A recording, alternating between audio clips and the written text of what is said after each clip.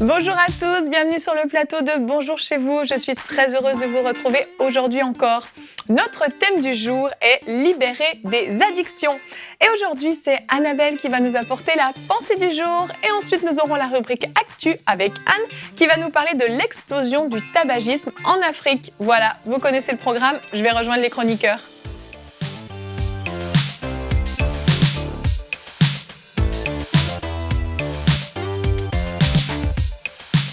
Bonjour tout le monde. Bonjour Evelyne. Comment allez-vous en ce mercredi ? Merveilleusement bien. Merveilleusement bien, formidable.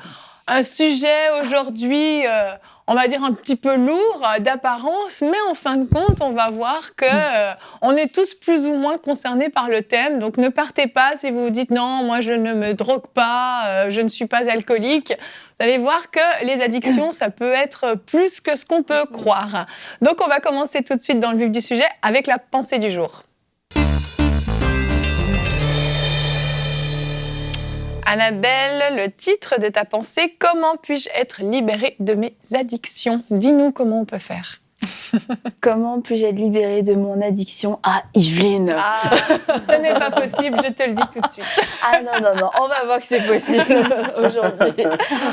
On va parler des addictions et comme Yveline le disait, pas seulement des grosses addictions, on va parler de ces petites addictions qui viennent voler notre temps, voler notre argent, voler notre énergie et au final voler quelquefois notre destinée et notre vie parce qu'il n'y a pas que des grandes addictions, il y a ces petites addictions comme les petits renards et il faut vraiment veiller à cela. Alors on voit que il y a une définition qui nous est donnée dans le dictionnaire. L'addiction se définit comme la dépendance d'une personne à une substance ou une activité génératrice de plaisir dont elle ne peut plus se passer en dépit de sa propre volonté. Et lorsqu'on a une addiction, c'est quelque chose a priori, on ne peut plus s'en passer. On n'arrive plus à vivre sans. On n'arrive plus à s'en passer. Ça nous semble complètement fou de vivre sans cette chose.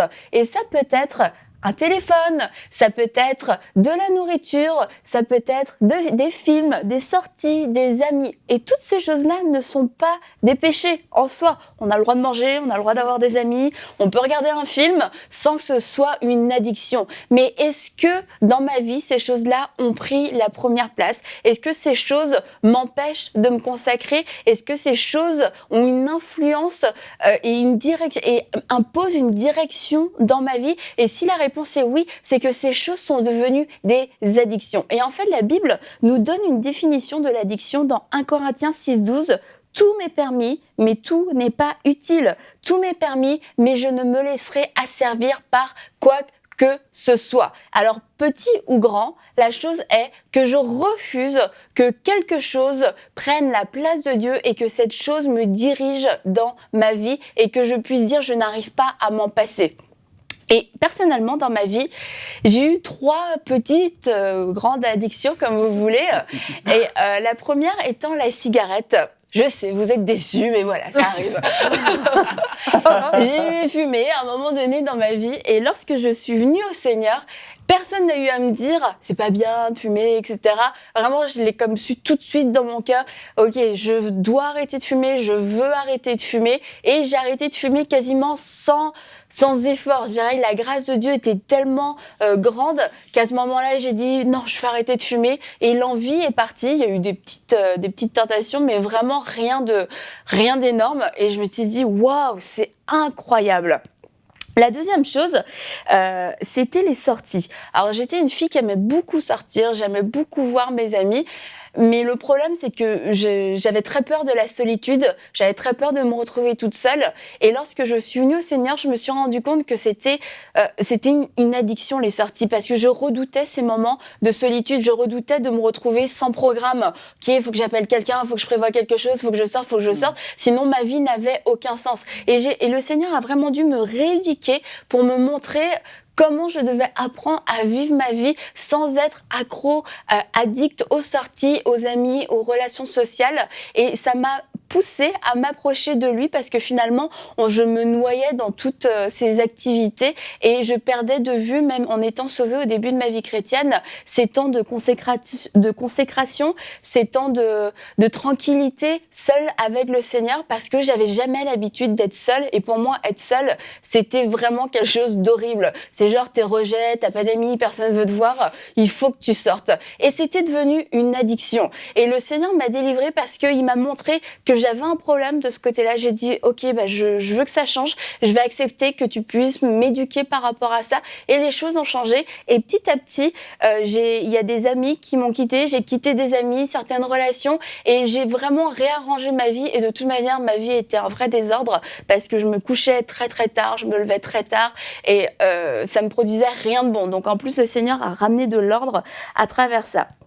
Et la dernière addiction, c'était les séries télévisées. Alors franchement, ça a été un fléau dans ma vie chrétienne, parce que ça a duré quelques années, et puis on commence une petite série, un petit épisode. Oh je veux savoir la suite, qu'est-ce qui va se passer? Et là, c'était impossible de pas savoir la suite. Mais sauf que les saisons se multiplient, les séries se multiplient, Internet a rendu ça vraiment accessible. On n'est plus obligé d'attendre un mois, une semaine pour avoir l'autre épisode, d'enregistrer, etc. Non, tout est là, on peut regarder toute la série d'un seul coup. Et vraiment, j'ai commencé à développer une vraie addiction, et ces choses prenaient énormément de place dans mon agenda. Et aujourd'hui, quand je regarde en arrière, je me dis, mais combien d'heures j'ai perdu? Je préfère même pas savoir, parce que ce serait horrible.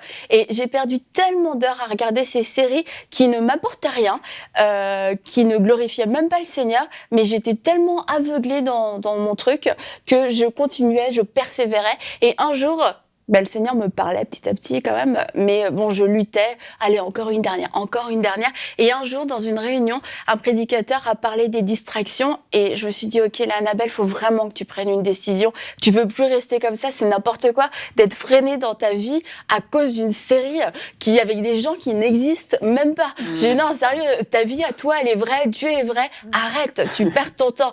Et là, je me suis reportée devant Dieu et j'ai dit, Seigneur, je veux plus regarder ces séries. Et j'ai pris une vraie décision, et sérieusement, j'ai vécu comme un sevrage. J'ai vécu des symptômes de manque, et je me suis dit, mais c'est pas possible quand même de vivre quelque chose à cause des séries. Et j'en rigole aujourd'hui, mais je sais que ça concerne beaucoup de personnes. Et on peut continuer juste d'en rigoler, ou on peut prendre cette chose-là au sérieux en se disant, je refuse de me laisser asservir par quoi que ce soit, et je refuse de me laisser voler. Et j'aimerais vous dire que concernant l'addiction, il y a vraiment un mensonge qui nous dit, et même la définition du Larousse nous le dit, c'est plus fort que moi. Et j'aimerais vous dire que c'est un mensonge, parce que la Bible nous dit qu'il n'y a aucune tentation qui nous est survenue qui ait été humaine, et que Dieu est fidèle et il ne permettra pas que vous soyez tentés au-delà de vos forces. Et avec la tentation, il préparera aussi le moyen d'en sortir afin que vous puissiez la supporter. Il y a un moyen de s'en sortir. Donc le fait de rester dans cette addiction, c'est accepter ce mensonge, c'est plus fort que moi. Non, vous avez entre vos mains la possibilité de pouvoir résister, de pouvoir triompher, de pouvoir dire non, de pouvoir dire je choisis de servir le Seigneur et je refuse de me laisser asservir par quoi que ce soit. Le Saint-Esprit est le seul qui est autorisé dans ma vie à diriger ma vie, mais pas mes journées, mon temps et mon argent. Amen. Amen. Amen. Amen. On va regarder tout de suite le verset du jour, parce que tu l'as cité. Le verset du jour qui est donc dans 1 Corinthiens 6, 12. Tout m'est permis, mais tout n'est pas utile. Tout m'est permis, mais je ne me laisserai asservir par quoi que ce soit. Et la clé est là, c'est l'asservissement qui est le problème. Et c'est ce qui est dit dans ce verset, c'est ce que tu as dit. Et c'est drôle parce que, comme je le disais en début d'émission, on va parler d'addiction, donc on se dit forcément, on pense tout de suite des gros thèmes, des grosses choses. Et puis on voit dans les 3 exemples que tu as cités, hormis la cigarette qui pour certains est vraiment quelque chose de gros, de très difficile, c'est des choses on peut se dire, c'est n'importe quoi, c'est rien du tout. C'est la vie. Des sorties, des séries télé. Mais on voit que ça arrive à un certain point où ça devient vraiment une addiction. Est-ce que vous, sans forcément, si vous ne voulez pas rentrer dans les détails, mais vous avez eu à passer par des étapes comme ça dans votre vie ? Mais il y a plein de choses dans la vie qui peuvent nous rendre addicts parce que à la base de l'addiction, il y a le plaisir. Une activité, quelque chose qui va me procurer du plaisir. Et là, plein de choses peuvent être concernées. Ça peut être un jeu de société, ça peut être un sport, ça peut être des sorties, ça peut être toutes sortes de choses. Parce que, oui, tu disais, on pense tout de suite addiction, on pense les gros trucs, la drogue, les gros trucs très addictifs qui ont vraiment un effet sur le cerveau majeur. Mais il y a beaucoup de choses qui, à la base, sont absolument anodines et puis qui, à force de le faire, à un moment donné, il y a un test facile. Si j'arrête de le faire, est-ce que je suis en manque ? Elle a parlé, Annabelle, de manque, mais c'est exactement ça. Est-ce que tu es en manque ? Est-ce que, à un moment donné, t'as pas eu ton activité, puis là tu trépignes, puis t'as qu'une hâte, il faut que tout s'arrête, parce que tu n'as qu'une hâte, c'est d'aller regarder ta série ou d'aller faire l'activité pour laquelle tu t'es laissé asservir. Et c'est le seul test, ça peut être n'importe quoi, on parle un peu de cigarette après, mais ça peut être tellement de choses. Faites le test, est-ce que si j'arrête telle chose, je vais me sentir mal ? Et tu demandais si moi j'avais eu, à un moment donné, j'avais eu un abonnement gratuit au journal La Presse. Mais c'est merveilleux.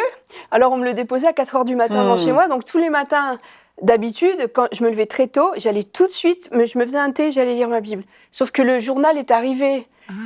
Et je me disais, je vais pas le laisser se mouiller, il neige, je vais aller chercher mon journal, ou il pleut, je vais aller chercher mon journal. Puis tant qu'à aller le chercher, je vais regarder ce qu'il y a dedans. Et je me suis laissée voler comme ça pendant plusieurs mois, je me suis laissée voler une grosse partie de mon temps le matin à cause de ça. Et après, j'ai téléphoné au journal, j'ai dit, je veux plus me recevoir. Je me libère de votre addiction. Et après, c'est le journal de Montréal. Et là, j'ai dit, je change de numéro de téléphone. Oh non, j'ai dit non, mais là, ça va plus. Donc après, j'ai banni le journal. Après, j'ai eu un téléphone cellulaire où il y avait les informations sur mon téléphone. J'ai dit, mais on s'en sortira plus, là. Et c'est ridicule. Moi, j'aime l'actualité. Alors, nécessairement, je reçois un journal, je vais aller lire dedans. Et ça me procurait du plaisir. Et quand on arrête, on se sent pas bien. Ah, j'ai pas eu mon journal. Ah, j'ai pas eu ci, j'ai pas eu ça. Mais ça prend plusieurs jours, puis on s'en débarrasse. On se sent pas bien quand on arrête, mais quand on le fait, on se sent pas bien non plus. Quand on commence à passer trop de temps, il y a un moment où il y a un malaise qui s'installe, et là, on se rend compte qu'on est allé trop loin, en fait. Mais ce malaise, c'est l'esprit qui nous parle. Exactement. Parce que la même chose peut être un problème ou pas. Et parce que là, il y en a qui nous écoutent, qui disent « Ah, je savais pas que lire le journal, c'était un problème. » C'est pas un problème. Je savais pas. Donc, le problème, c'est le contrôle. C'est si ça nous a servi, si ça prend le contrôle, ou si on reprend la définition du dictionnaire, si on n'est pas capable, c'est plus fort que moi. Exactement. Mais c'est l'événement en soi, le matériel, le journal, la série télévisée ou quelle que soit la chose, c'est pas forcément ça le problème. Le problème, c'est quand ça prend le contrôle et pire encore, quand ça prend la place de Dieu et quand ça devient une idole et que finalement, parce que c'est ça le principe d'une idole, c'est ce qui prend la place de Dieu et que finalement, le temps qu'on avait à consacrer à Dieu, on le consacre à autre chose. Et quand on a un malaise, c'est parce que la voix de l'Esprit nous parle et nous dit, là, il y a un problème. Et si quelqu'un se dit aujourd'hui, mais est-ce que j'ai une addiction ? Est-ce que j'ai un problème ? Parce qu'ils vont voir des problèmes partout. Ils vont dire, est-ce que j'ai un problème avec les carottes ? Est-ce que j'ai un problème avec... Est-ce que j'ai un problème avec Facebook ? Certains ils sont sur Facebook constamment. Absolument. Mais est-ce que j'ai un problème à regarder Bonjour chez vous trop souvent ? Peut-être. Mais oui, c'est possible. En fait, tout est une question de contrôle. Est-ce que ça vient prendre le dessus sur notre vie ? Est-ce que c'est nous qui avons le contrôle ? C'est un peu le principe de est-ce que c'est un outil ou est-ce que c'est un maître ? Est-ce que ça vient contrôler votre vie ou c'est quelque chose que vous contrôlez et qui peut être une bénédiction ? Le journal, ça peut être une très bonne chose. Internet peut être une très bonne chose. Regarder une émission comme celle-ci peut être une très bonne chose. Vous avez bien fait d'ouvrir votre C'est une très poste. bonne chose. Mais si ça vient prendre le contrôle et prendre la place, dire, au lieu de consacrer mon temps au Seigneur, et si au fond de vous-même vous sentez un malaise, il faut être sensible à ça. Oui. Et s'il y en a qui ont peur et qui culpabilisent en disant « est-ce que je fais mal ou pas ?» déjà, passez du temps dans la prière, demandez à Dieu de vous parler. Et si, en effet, vous sentez, c'est lui qui doit vous le dire, c'est pas nous qui allons vous dire « il y a ça, il y a ça, il y a ça ». On n'a pas une liste à vous envoyer de tous les problèmes à régler dans votre vie. Parce que pour l'un, c'est un problème, mais pour l'autre, ça l'est pas. Exactement. Et c'est l'Esprit de Dieu qui doit venir vous le dire. Ça, tu vois, il y a un problème ici, ça, il y a un problème. Et puis des fois, c'est passager ou périodique.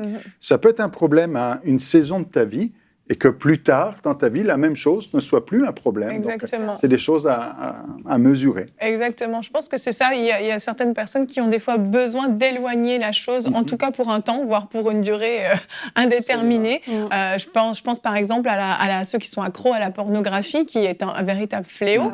Là, on est dans un plus gros dossier, mais quand même, certains vont carrément annuler leur abonnement à Internet pour ne plus être tentés. Puis c'est tout à fait intelligent. Donc parfois, il faut éloigner la chose jusqu'à ce qu'on soit capable de se maîtriser ou juste la laisser éloigner de nous. Si on n'est pas capable de se maîtriser, autant, Jésus a dit, vaut mieux entrer dans le royaume des cieux avec un bras à moins, avec un seul œil. Oui, c'est simplement ça. Donc c'est vraiment important. Et avant de clôturer ce temps de discussion, j'aimerais juste qu'on regarde le sondage du jour parce qu'on a demandé justement aux téléspectateurs s'ils pensaient souffrir d'une addiction.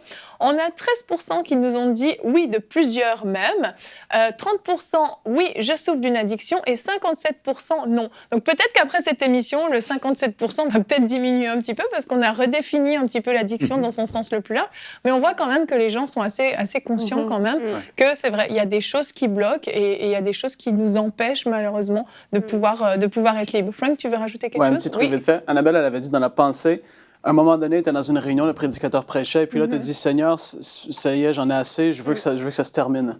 Et puis, je crois qu'il y a beaucoup de personnes qui doivent même demander au Seigneur de leur aider à ce que cette chose-là, parce que c'est venu dans leur tête pendant l'émission, ils doivent vraiment prendre le pas de recul et dire, Seigneur, aide-moi à ce que je vienne qu'à, entre guillemets, détester cette chose qui me tient captif, en fait. Mon père avait prié avec un homme, il avait appelé mon père, il avait dit, je veux être libéré de l'alcool. Et mon père était allé chez lui, et là, il a dit, répète après moi cette prière. Il a dit, Seigneur, délivre-moi. Il a dit, Seigneur, délivre-moi de l'alcool, de l'alcool. Là, mon père a dit, maintenant. Et là, il m'a dit, la semaine prochaine. Mon père, c'est quoi? C'est comme ça. Wow.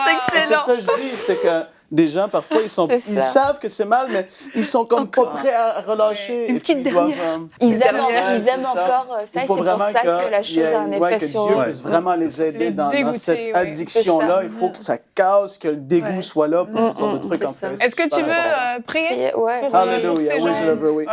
Fermez les yeux là où vous êtes, puis on va juste prier ensemble par rapport à ça. Père, je te demande maintenant même à ce que ton esprit agisse dans les maisons, dans les foyers, qu'il puisse y avoir des convictions de péché par rapport à ces addictions, parce que des choses qui ne sont même pas permises, qui te dégoûtent toi, Père, et je te prie que ces choses viennent à la lumière et que tu puisses les aider à être libérés de ces choses, Père. Au nom de Jésus, je déclare la paix de Dieu sur vous. Je déclare que toutes ces choses qui vous tiennent captifs, si vous voulez en lâcher prise aujourd'hui, on parle la délivrance sur vos vies au nom de Jésus, que toutes ces oppressions vous quittent, même ceux qui sont oppressés par des choses. Au nom de Jésus, soyez libres de toute addiction qui vous tient captif maintenant même au nom de Jésus.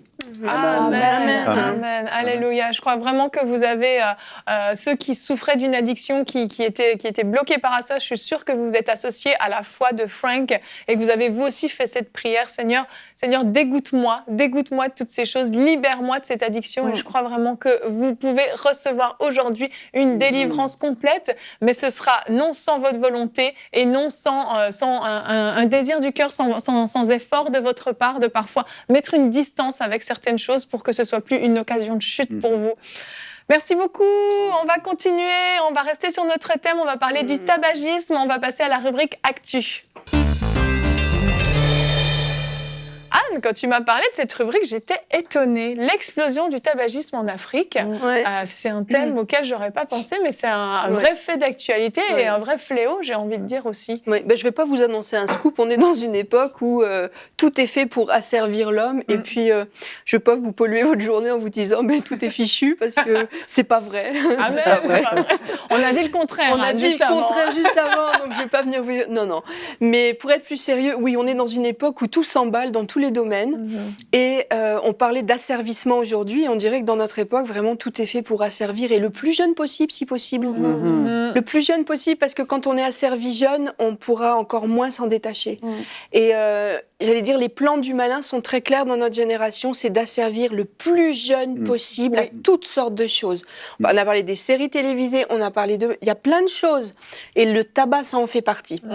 La drogue, ça en fait partie. L'alcool, ça en fait partie. On le sait, nos jeunes sont touchés par plein de choses qui les asservissent. Et j'ai lu ça, mais c'est pour ça que je t'en ai parlé. J'ai dit, mais dans l'actualité récente, il y a eu un thème qui a attiré mon regard. C'était un rapport de l'Organisation mondiale de la santé sur l'épidémie mondiale de tabagisme. Et donc, leur conclusion, c'était que le tabagisme va exploser en Afrique dans les 10 prochaines années.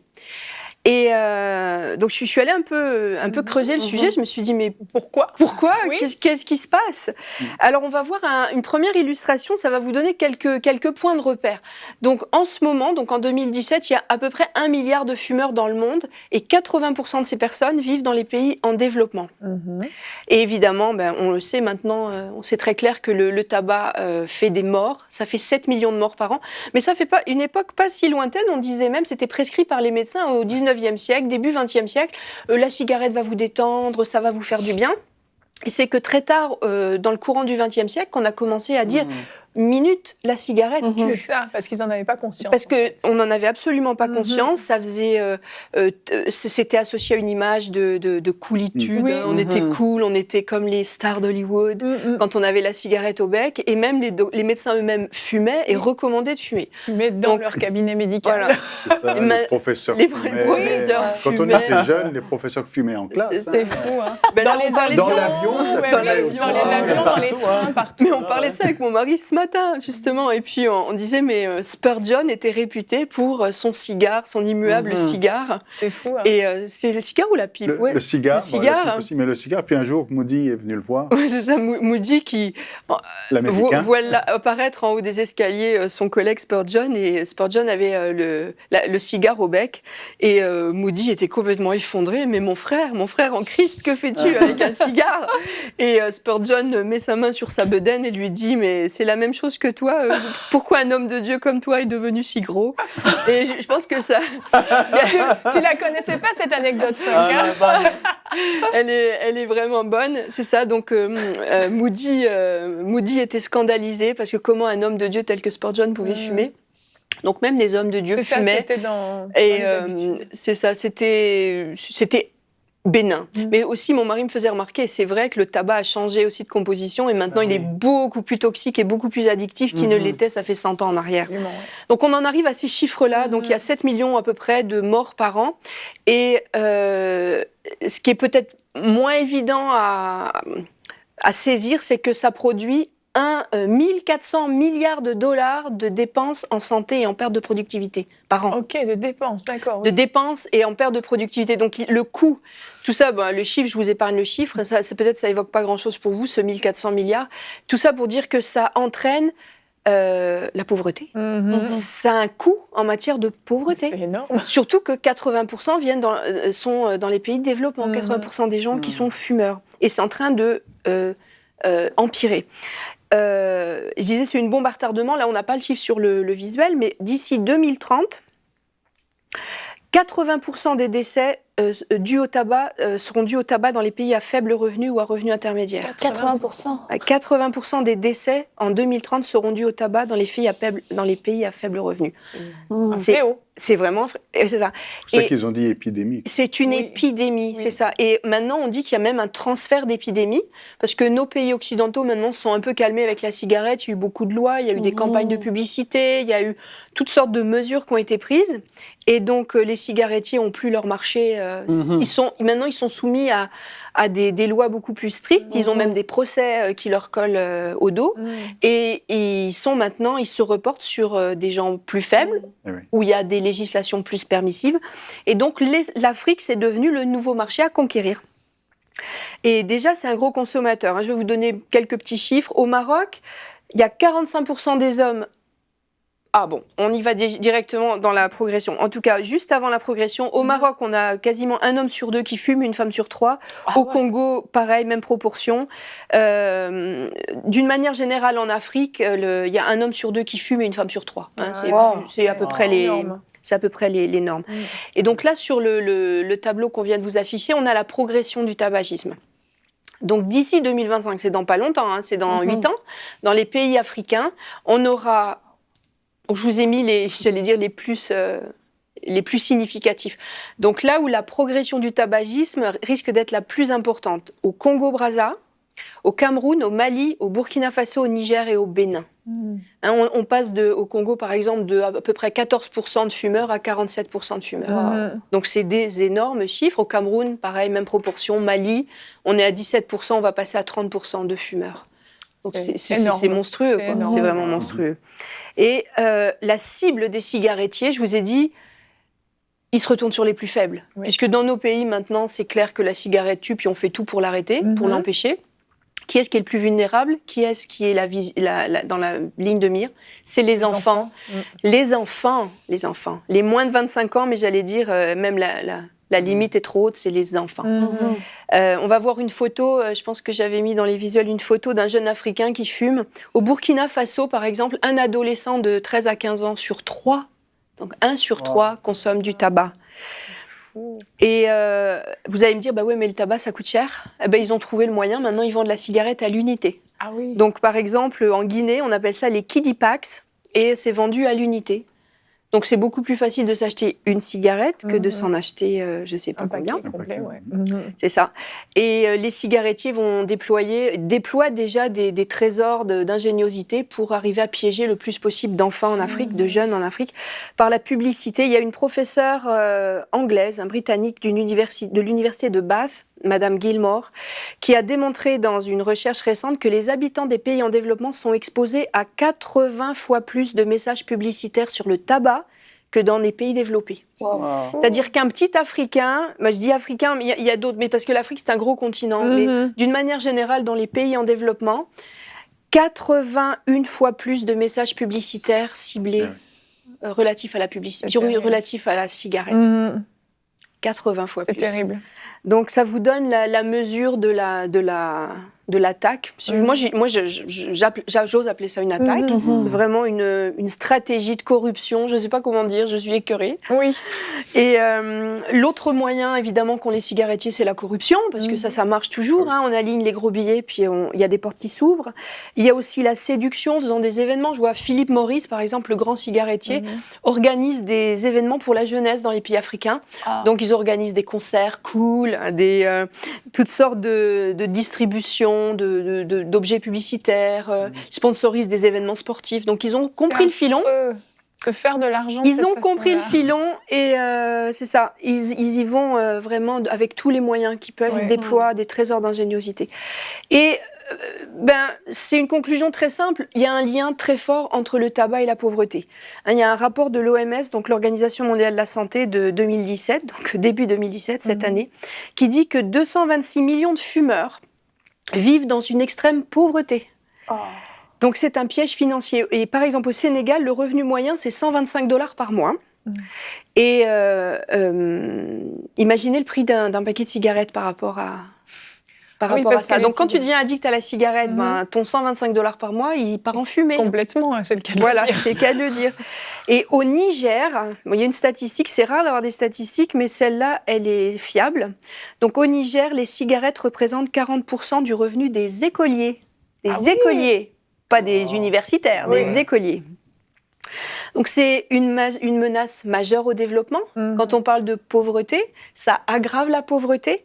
Et le tabac, on rigolait tout à l'heure avec l'histoire de Spurgeon qui voyait pas, et même à un moment donné, il avait dit qu'il fumait pour la gloire de Dieu, un peu pour provoquer. Il était un petit peu iconoclaste. Il dormait mieux quand il fumait. Il disait qu'il dormait mieux quand il fumait, puis que c'était pas si grave que ça. Mais je regrette, Monsieur Spurgeon, si je vous vois un jour, le tabac engendre tous les effets qui sont contraires à ce que Dieu veut pour ses créatures.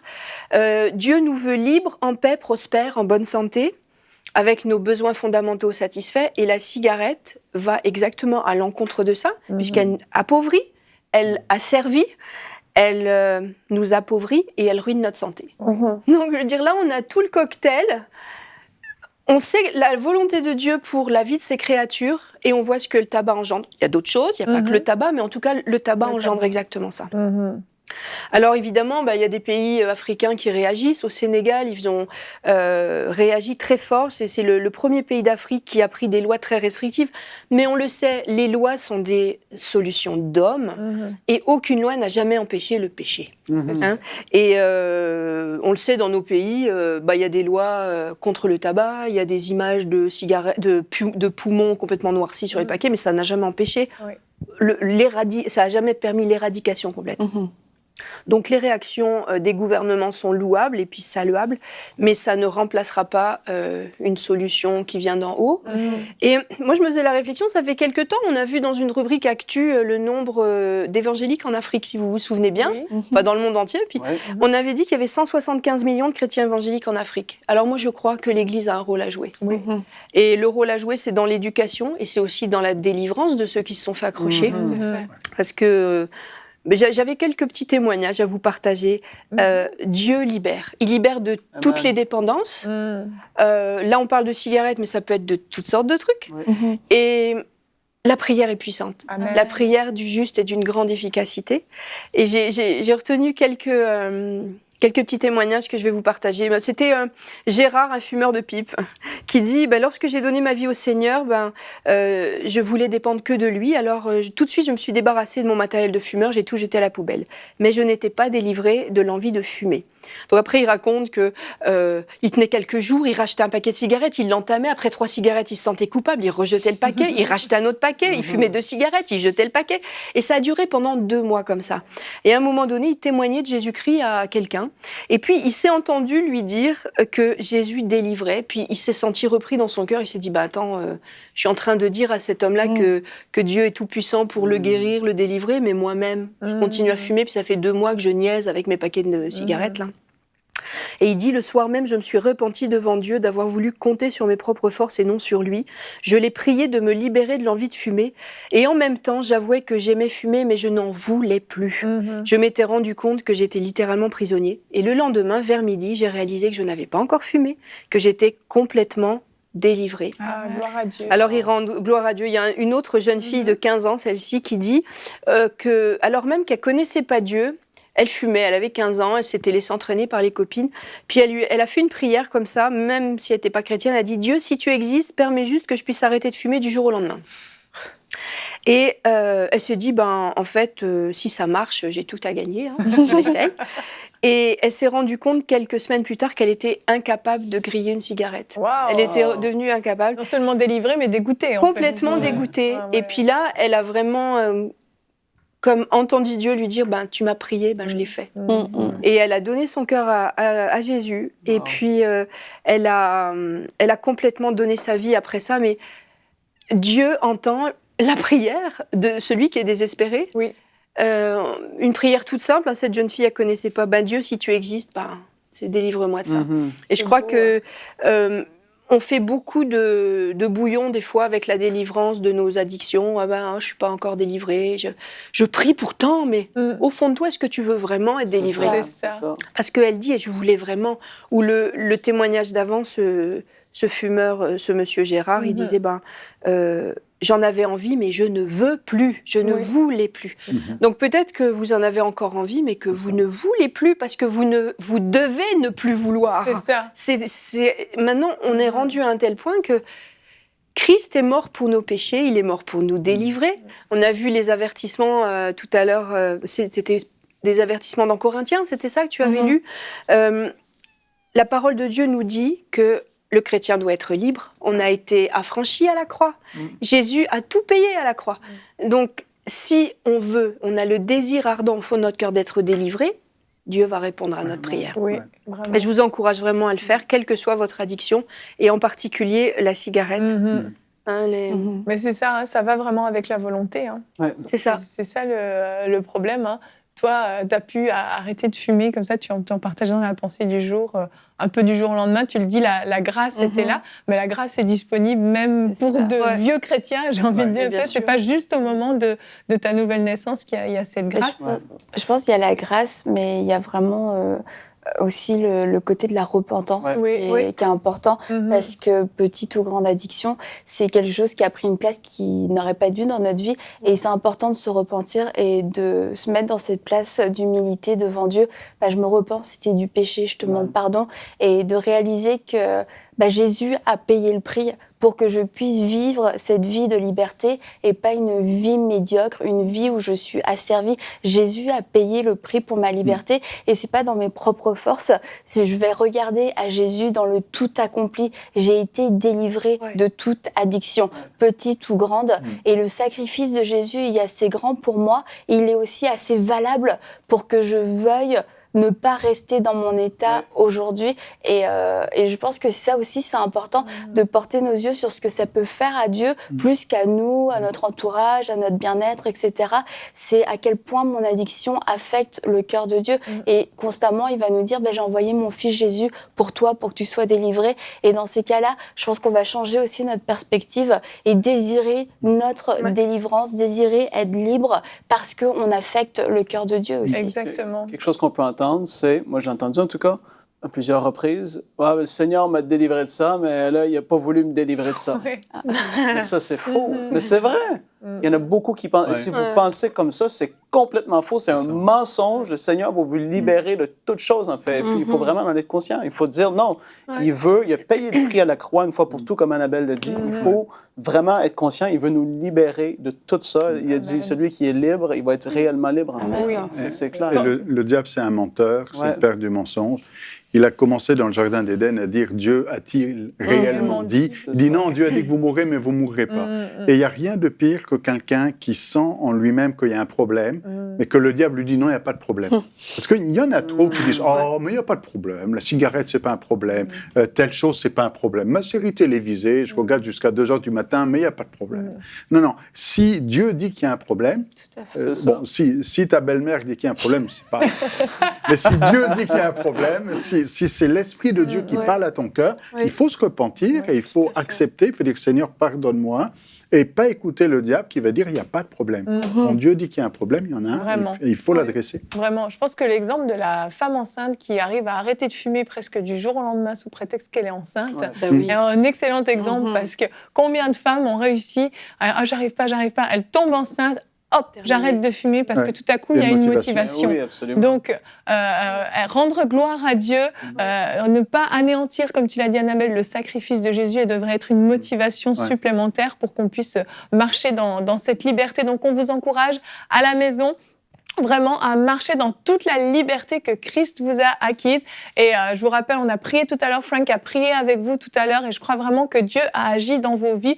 Et je vous invite vraiment à désirer ardemment être libre, pleinement libre, pour pouvoir servir le Seigneur de toute la façon dont Dieu a prévu pour vous, parce qu'il a des plans pour vous, et tout ce qui va venir en travers de ces plans va vous empêcher de rentrer dans votre destinée. Et c'est un gâchis. C'est vraiment un gâchis. Donc, nous ne vous jugeons pas, nous ne vous condamnons pas, nous vous aimons et nous voulons que vous soyez libres parce que c'est ce que Dieu veut aussi pour vous.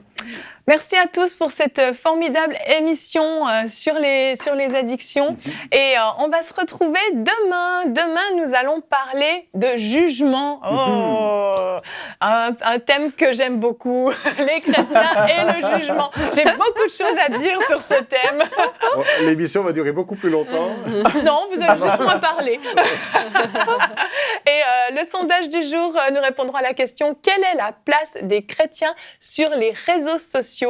Et puis, nous aurons également la rubrique « Pasteur, j'ai une question », culture et médias. Annabelle nous présentera un film. Donc voilà, une très bonne émission qui nous attend demain. Merci de nous avoir suivis et bonjour chez vous.